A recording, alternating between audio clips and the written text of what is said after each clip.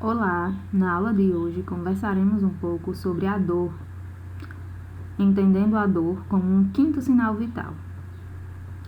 Sabemos que a dor é um grave problema de saúde em todo o mundo, sejam em países desenvolvidos ou não. É uma situação clínica em que afeta grande parte da população.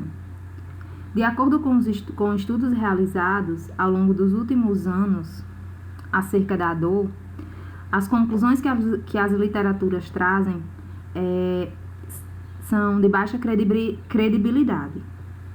Tudo isso devido a fatores como heterogeneidade das populações estudadas, diferentes métodos usados nas investigações e ainda a dificuldade em definir a dor.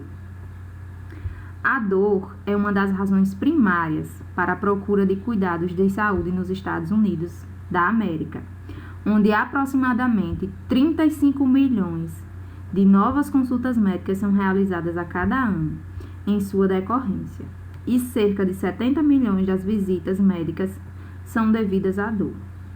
Na Europa, o maior relatório sobre prevalência da dor crônica mostra que cerca de 19% da população adulta europeia sofre de dor crônica, sendo apenas 1 ou 2% de origem oncológica. Então, a dor ela é entendida como um problema de saúde pública, um problema grave.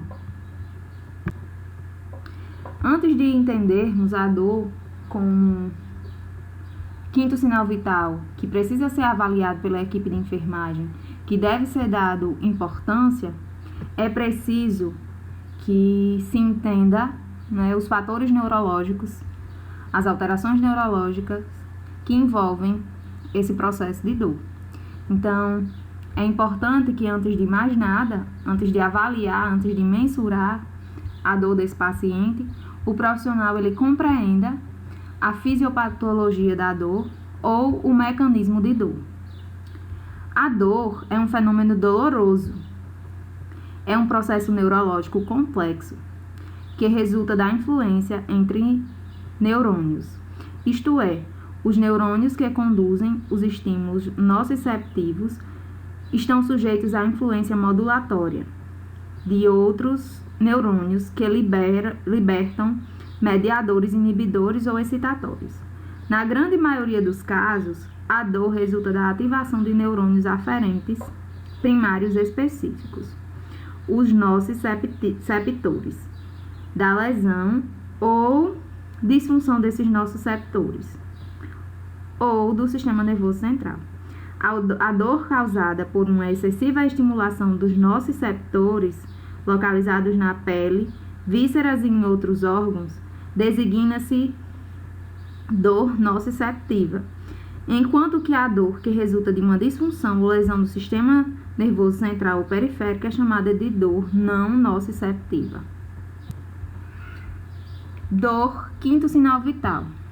A dor é considerada uma experiência subjetiva, que deve ser avaliada e descrita como o quinto sinal vital. No entanto, se observa que esta prática é pouco frequente nos ambientes hospitalares. Então, embora seja algo muito discutido, a dor seja algo muito importante de ser avaliada e seja algo muito relatado pelos pacientes, isso ainda é negligenciado, Isso muitas vezes, essa avaliação da dor, essa mensuração da dor, ela muitas vezes é passada despercebido. A dor é definida pela Sociedade Internacional para o Estudo da Dor, a IASP, como uma experiência sensitiva, emocional, desagradável, relacionada à lesão tecidual, ou descrita em tais termos. Trata-se de uma manifestação subjetiva, que envolve mecanismos físicos, psíquicos e culturais. Então, é necessário, ou melhor, é preciso entender que a dor é algo individual. Ou seja, nenhum profissional pode mensurar ou pode subestimar a dor do seu paciente, certo? Então, embora muitas vezes a gente saiba que tem pacientes que usam desse argumento, né, que realmente omitem ou falam inverdades, né, relacionadas à dor, né, exageram no que estão sentindo para que sejam atendidos mais rápido, mas mesmo sabendo, mesmo percebendo sinais de inverdade na fala do paciente, o profissional ele não pode subestimar aquela dor relatada pelo paciente. Em janeiro de 2000, a JCAHO publicou uma norma que descreve a dor como um quinto sinal vital. Portanto, ela deve ser sempre avaliada e registrada ao mesmo tempo em que são verificados os outros sinais vitais. Esse ato é necessário para que exista conhecimento da conduta tomada, sua razão e seus resultados. A queixa de dor deve ser sempre valorizada e respeitada, devido ao desconforto que manifesta. Entendendo que a dor, pessoal, é algo individual. Então, como eu já falei, o profissional ele não pode subestimar, ele não pode deixar que seja, ou melhor, tornar irrelevante aquela dor que o paciente demonstra ou que o paciente relata sentir, certo?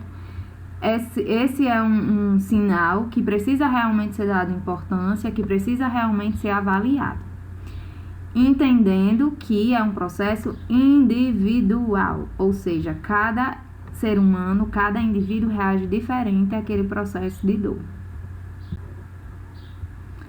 Dor, quinto sinal vital.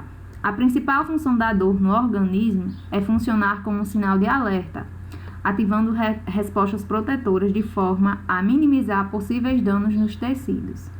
Acompanha a generalidade das situações patológicas e, por esta razão, é reconhecida como o quinto sinal vital, determinado como uma norma de boa prática, que a presença de dor e sua intensidade sejam sistematicamente valorizadas, diagnosticadas, avaliadas e registradas.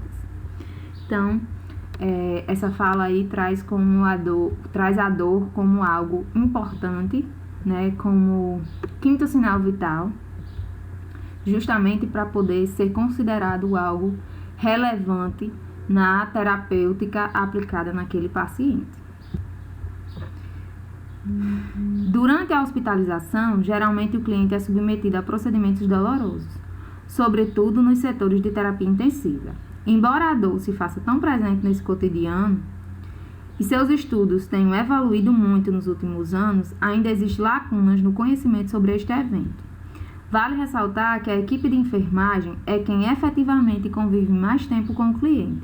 Desta forma, se faz necessário que saiba conhecer os sinais de dor, para assim buscar intervir corretamente no seu alívio. Então, antes de avaliar, né, antes de entender, né, antes de registrar, teoricamente, a dor que aquele paciente está relatando, é preciso que o profissional conheça os sinais de dor, observe as faces daquele paciente, observe as expressões e ações corporais daquele paciente, né? Porque quando se trata de dor, o paciente, o cliente, ele emite sinais físicos, psíquicos e emocionais de que ali algo está alterado, algo está danificado, digamos assim, né? Algo não está funcionando da forma correta, então, e está gerando dor.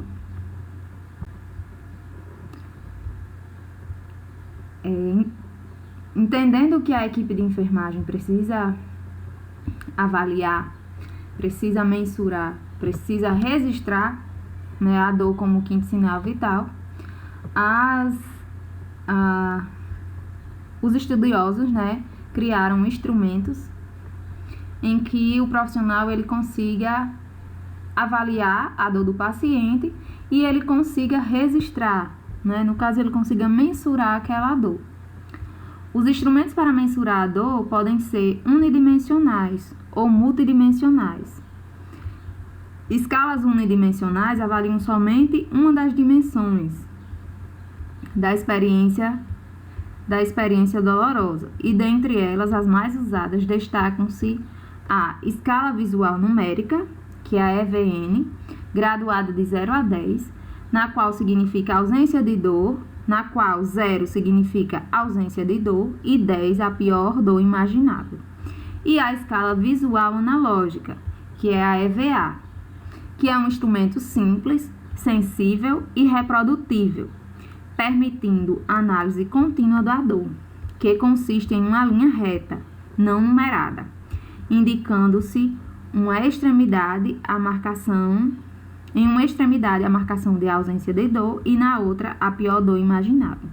Sem dúvida, ambas as escalas têm a vantagem de facilitar o contato cuidador e cliente ao compartilhar-se a intensidade da dor e fornece ao cliente um instrumento para se fazer entender. Então, a primeira escala, né, a EVN, você vai conversar com o paciente. Pronto, essa escala aqui, né, a escala visual numérica, a EVN. Você vai conversar com o paciente, né, e aí ele vai lhe relatar a intensidade da dor. E você vai classificar de acordo com a numeração que o paciente lhe disser.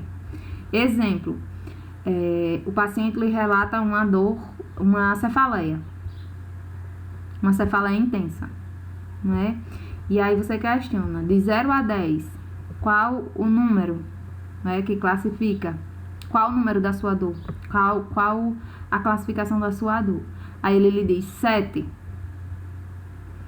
Então, ali é um paciente, ele não está, pelo que ele diz, né, pela sua, de acordo com a escala visual numérica, ele está com uma cefaleia razoável e não uma cefaleia intensa, como ele havia relatado no início. Ai, professor, então nesse caso eu vou ficar com um desencargo de consciência, não vou fazer mais nada porque aquela cefaleia está razoável?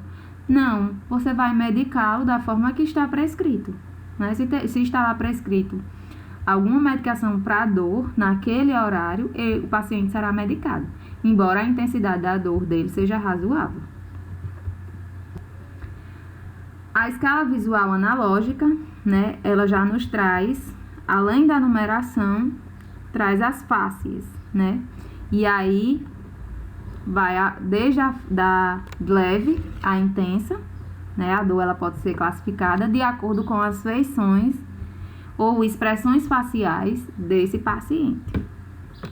E aí, através das feições do paciente, o profissional consegue mensurar ou avaliar a dor que o paciente está relatando. Um artifício muito usado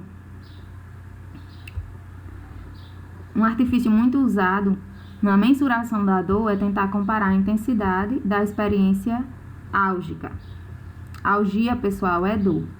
E exemplos de vida diária do cliente, pois a sua familiaridade com essa realidade estabelece cumplicidade suficiente entre o cuidador e o cliente, fazendo com que este o perceba o quanto tentamos entendê-lo como indivíduo e não como um dado padronizado.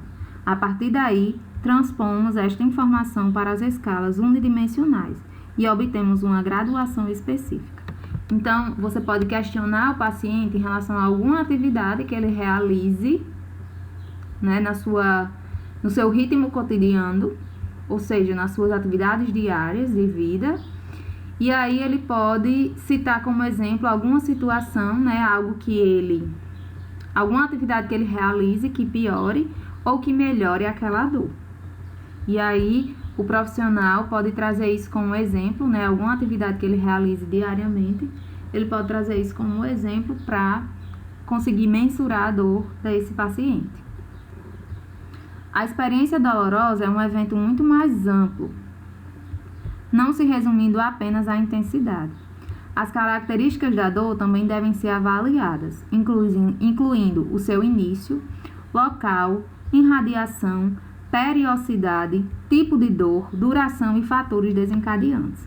É importante observar as reações comportamentais e fisiológicas da dor, tais como expressão facial, inquietação, posicionamento protetor, insônia, ansiedade, irritabilidade, sudorese, palidez, taquicardia, taquipneia, hipertensão e entre outros. Então, o organismo do paciente, ele vai emitindo sinais.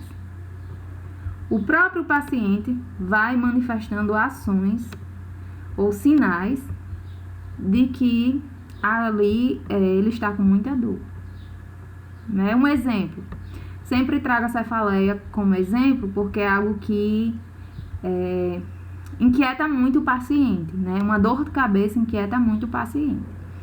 Então, a cefaleia incomoda muito. O paciente que está numa cefaleia intensa, ele não consegue ficar num ambiente iluminado. Então, qual é a primeira ação dele? Pegar um lençol, ou um pano, ou até os próprios membros, né? O braço, as mãos para cobrir o rosto. Então, é um paciente que fica sensível à luz. Então, o organismo do paciente emite sinais de que ali não está normal, de que ali existe uma dor, né? Um processo doloroso e que muitas vezes não precisa nem ele falar. Pela própria situação em que o profissional vê, ele já consegue ali fazer uma mensuração daquela dor pelo que ele está observando. Avaliar a dor como um quinto sinal vital é uma maneira de melhorar a qualidade de vida do cliente, pois a dor é um dos mais frequentes sintomas relatados por estes. A avaliação da dor, rotineiramente, possibilita planejar a medicação de acordo com as necessidades pessoais e permite verificar a eficácia dos tratamentos de modo confiável.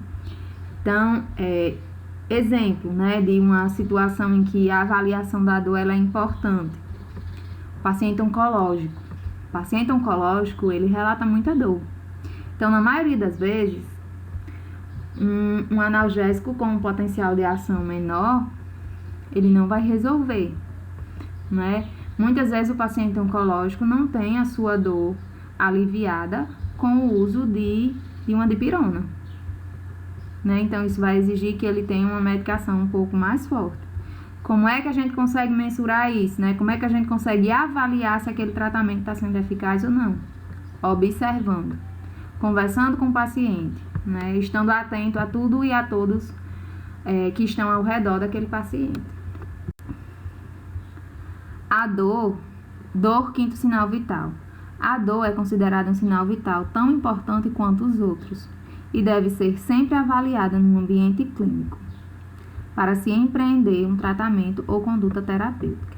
A eficácia do tratamento e o seu seguimento dependem de uma avaliação e mensuração da dor confiável e válida.